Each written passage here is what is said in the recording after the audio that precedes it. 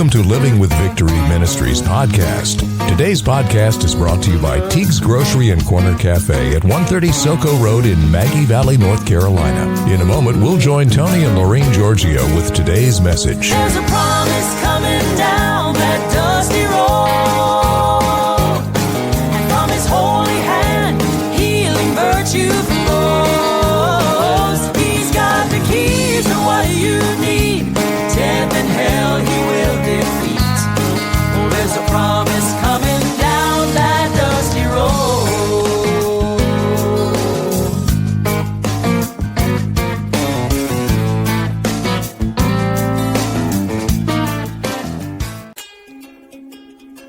Teague's Grocery and Cafe, serving Maggie Valley since 1965, with delivery now available through Grubhub. Teague's is Maggie Valley's only grocery store. They're located at 130 Soco Road near the eastern entrance of the Great Smoky Mountains National Park and the Blue Ridge Parkway.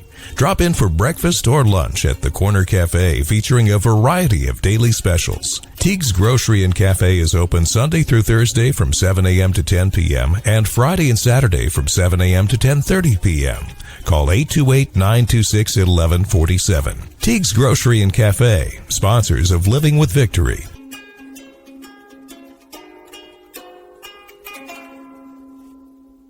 Welcome to another edition of Living with Victory, where life isn't about waiting for the storms to pass. It's about learning to dance in the rain with peace, joy, and victory in the midst of our storms, because Jesus is our umbrella. And today we are going to talk about, among many other things, God's love, and also, do we really know who God is, or how powerful he is, and the majesty of God, the I am, and do you know who's going to help you climb life's mountains?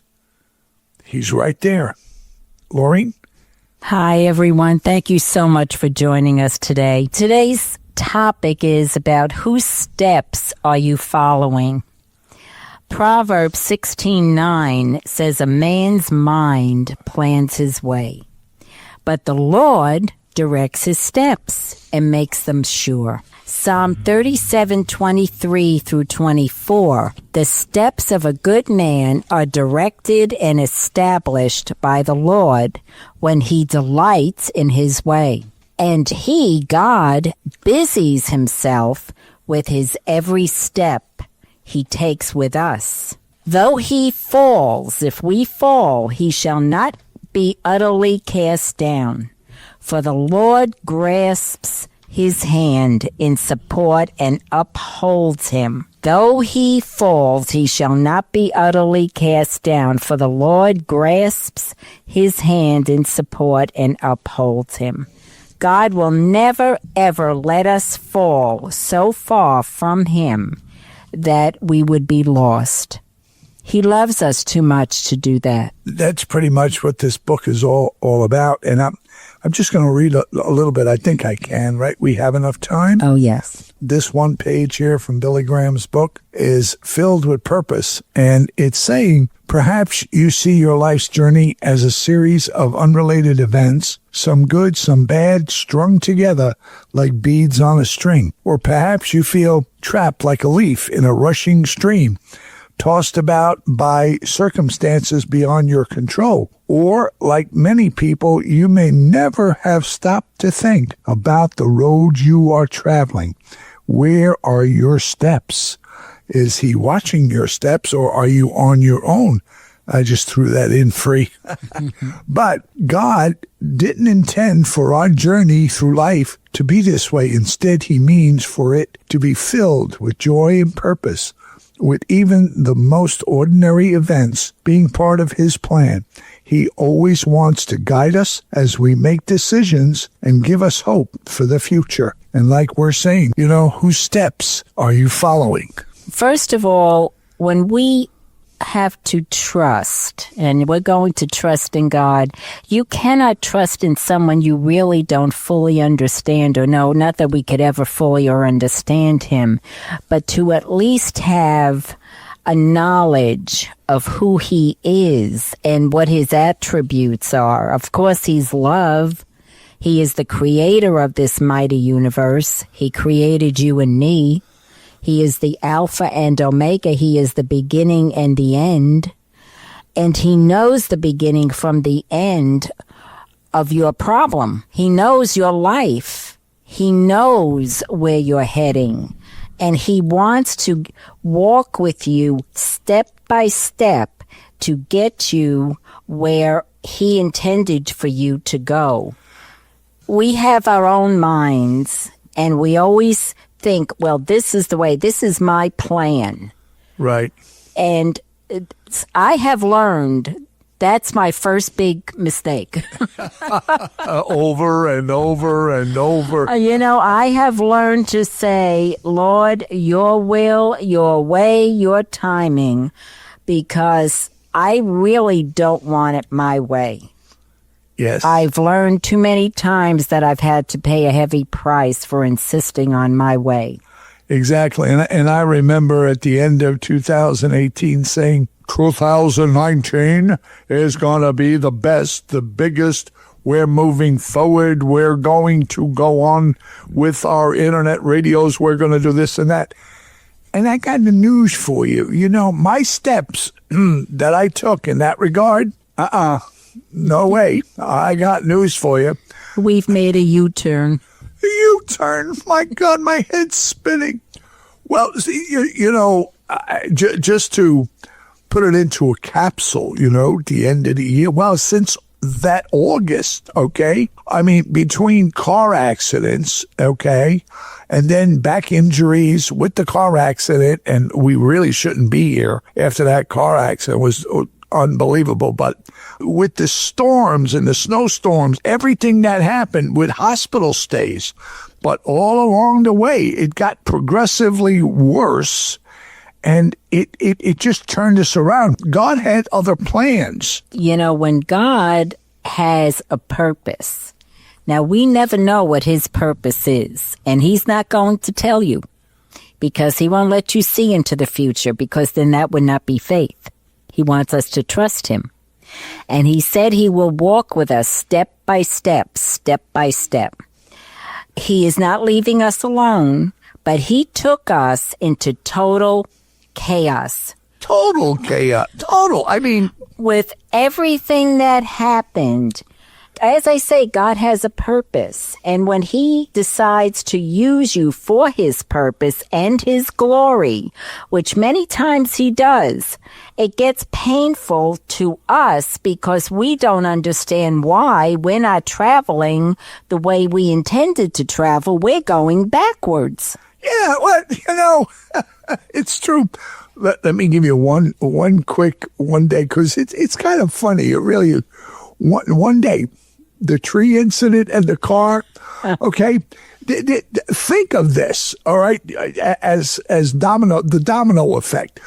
I had a little tree that came down in a windstorm, came and fell in the yard, blocking the car on one side. I couldn't get out of my own driveway because of the tree. Okay, so we have another car, and we're going to move the car out of the way, but it doesn't start. So now we're going to try to start it. It won't start at all. Okay, jumped it. Okay, my nephew tries to push it. He pushes it, but it's rolling, and then it stops rolling. So we try to turn the wheel a little bit, and I backed into the fallen tree. Well, you say, at least, it's on the ground. You're not up in the air. But I couldn't get out of the car. I was trapped in my own car. I couldn't get from one side to the other. My back's killing me. I can't get, and he can't move it. So now, here we are. So we have to call a tow truck. Now, mind you, this is all maybe within an hour of our day. Okay, talk about chaos. So the man comes and he starts the engine up, and we get to move. Everything's fine. It's out of the way. Now, stop laughing. That's not funny. But so he's all done, and I mean, it's pretty muddy. It's been raining and snowing, and he's backing out of the driveway to get out and get going, and we waved goodbye and thanked him. And, I had this ranch fencing on one side of the driveway. You heard he said had. Well, as the driver passed by, he must have, now old fencing. I mean, it was on its way out. He must have nicked it. Well, the fence fell. I mean, it fell apart. I mean, it just fell apart and disintegrated. I mean, it went poof, over with. That was it. And so he's trying to get out of the way, and he goes to the other side of the drive, but he tips off the driveway into a little mud hole, okay? And he can't get out, and he has to call his boss to bring a tow truck to get the tow truck out. That's one little day, okay? But that's pretty much the way it's been since last August. It's chaos. But, and things do get messy when God has a purpose and Yes. you don't understand why things are happening. And I know that all of you have had situations like this. Every single one of you. And you just can't understand why you can't move forward or accomplish what you're trying to accomplish for good. But sometimes you have to just stop and say, you know what, Lord, you do have a purpose. You're using me for that purpose and for your glory. Even though it's a mess, even though it's chaotic, and I can't see a way out of everything because there are so many different subjects that are just not just one thing that's happening that's wrong, but so many different areas. But I know that you are the creator of this universe. I know you're a God of love. I know you love me. I know you created me. I know you care about me. And I'm privileged that you would think of using me to go through this mess, to trust me enough to accomplish your purpose. So if you sit back and just let him manipulate you from, walk with you for whatever purpose he is trying to accomplish, Guide you. you kind of relax and go with it, knowing that he's in total control and that in the end, it's all going to work out.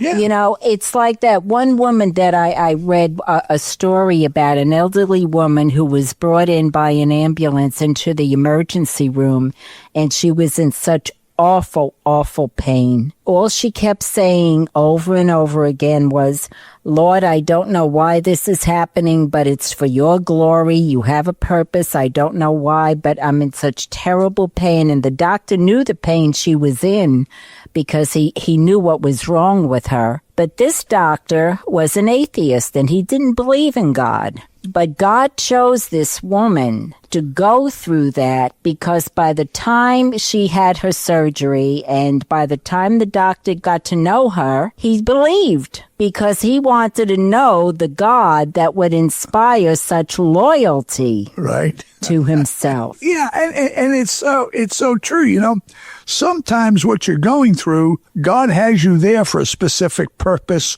for someone else to get the benefits. And it depends on how you react to it that makes somebody else say, there is a God. And that's what's important. It's not because he's making us suffer, No. but to show us too that there is a God that's almighty. He's not like us and he can handle it. There's no doubt about it. Well, he says, come to me and rest in me, no matter what you're going through, whether he's orchestrating it or we caused it ourselves, or either way, his word is true for whoever caused it.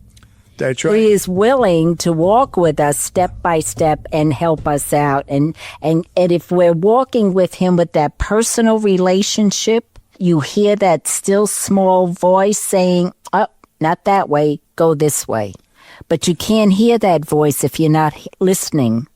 And that's the point of it. If he is willing, the God of this universe is willing to take every step with you, we should be listening. You can't throw up your hands and give up because he's working with you. He hasn't disappeared.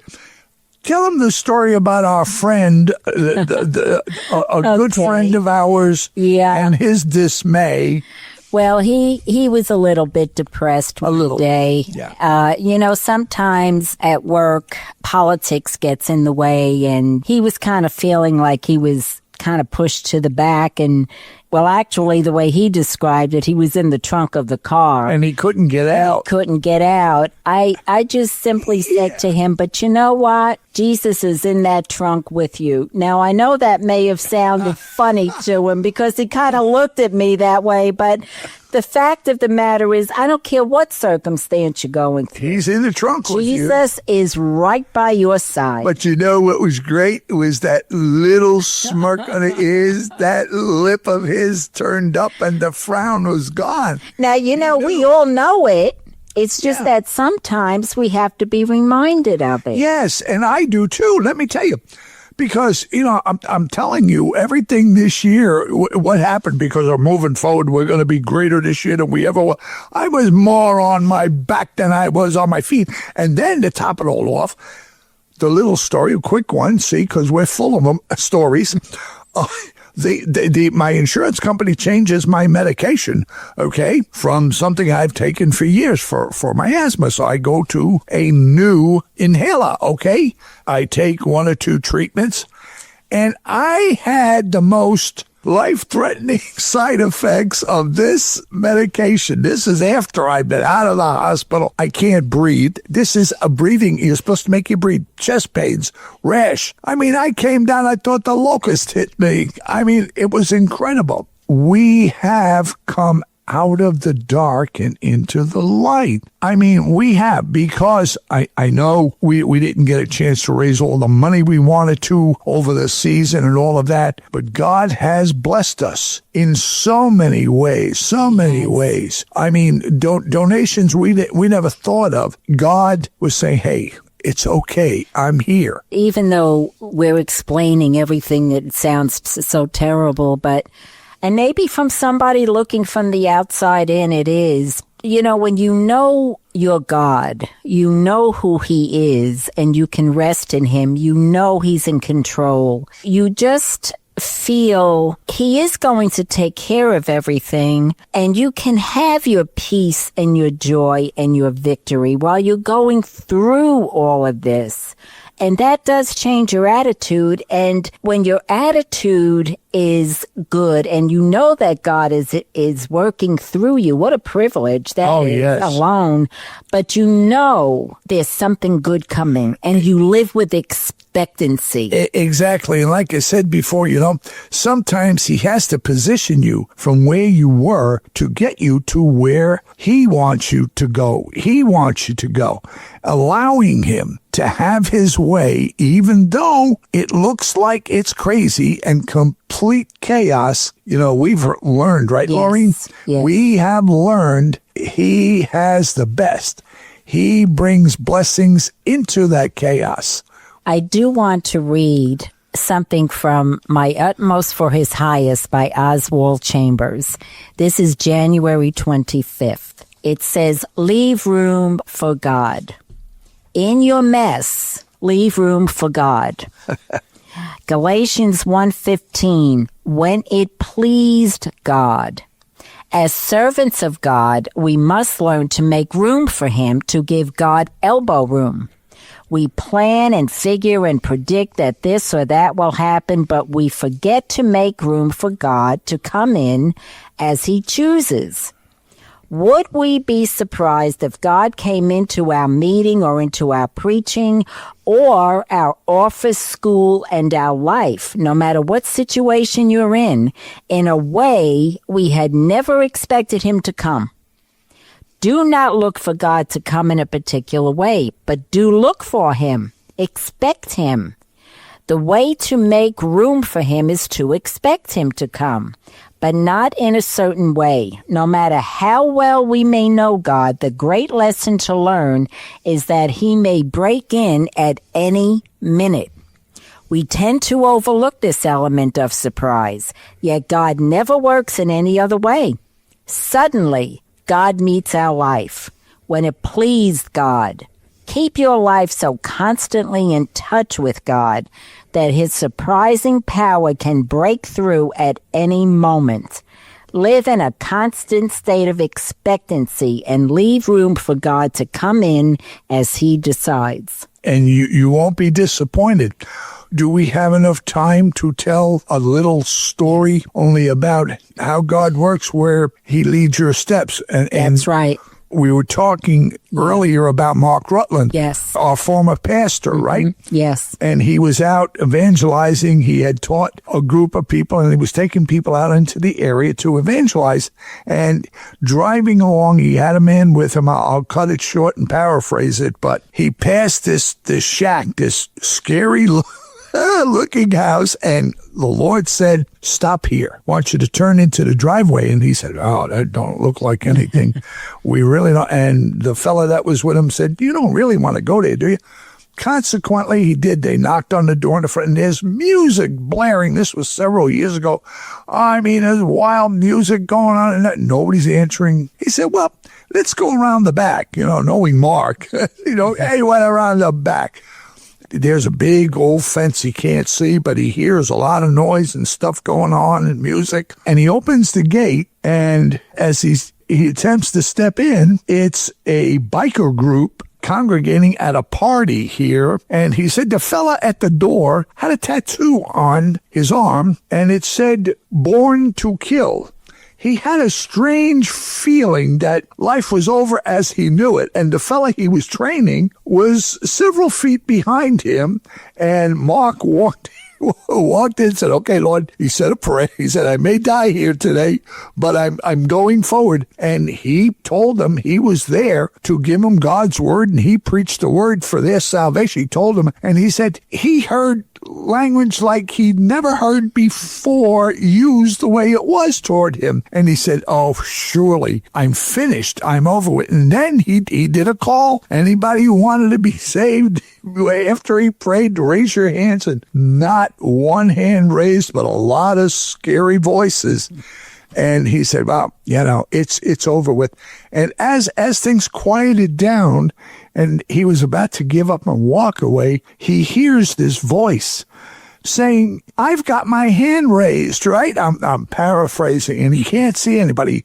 In the middle of the yard, there was a pool table covered by a drape. You couldn't see the legs. Out from under that pool table came this little 10-year-old boy with his hands raised. He wanted to be saved. And his mother stood there, and his daddy, who looked like an axe murderer, but we won't go there. And this little boy came to Mark to be saved, and he prayed over him. And what a blessing. God leads in mysterious ways. Don't give up. Don't be afraid to open the doors to chaos. And surely don't worry about somebody who doesn't look like you do, because God wants him to. He made him. He made her. He made all of us. If Mark Rutland did not take the call and say, "Yeah, I'm going in," there was this 10-year-old who would have never heard the word and raised his hand. And we're in the same position, Laureen and I. We're following. That's what we're doing now. Forget about 2019 and my grandeur or what I'm planning or what you're planning. He has it already laid out. We're just following him, and he's done wonders for us. We're going back to visit the hospitals in Florida and visit some of our board members and all, because a donor has come forward and actually sponsored the trip. It's there. It's there. It's happening. God gives you what you need when you need it. And remember, if you're hanging on for life and that rope's breaking, grab that hand up there. He's extended that hand to you, and pull up. Just like Peter on the water, he looked away and he sank. Don't look away. Hang on. He'll pull you right out of the darkness into the light, no matter what it is. He has the way. And that's the lesson for today. If you don't learn anything else, please, whose steps are you following? And I'm one who very seldom follows any steps. And that causes a lot of anxiety in my life, and I'm learning, thanks to my sidekick over here, who just keeps me on track. And I know that my Jesus lives. Have a great day, and remember, Jesus is your umbrella in the storms. If your life feels like pieces of a broken puzzle, walking through Living with Victory's website will guide you with hope and encouragement. Each page has information to put the broken pieces of life's puzzle back together again. You will find food for your soul, peace, and joy. Here you will find Jesus is the answer. You will learn who Jesus is and why He loves you so much to go to the cross for you. You will learn He wants to be your closest friend, walking and talking with you every moment of every day, and help you put the pieces of the broken puzzle back together to make you whole again. You can listen to our podcasts on your favorite platform, read Laureen's articles of hope and encouragement, purchase her book of God's promises for your life, contact us for prayer, or read about His love for you. Visit today at livingwithvictorync.org.